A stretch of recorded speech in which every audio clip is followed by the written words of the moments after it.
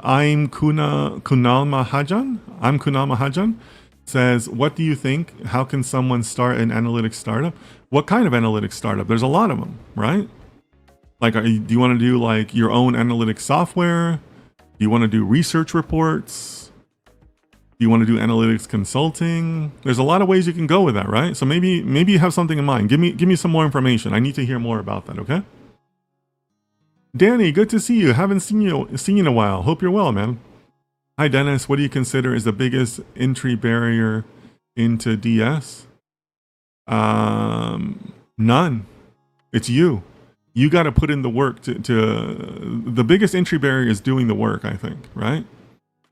But the tools are out there, the jobs are out there, the need is out there.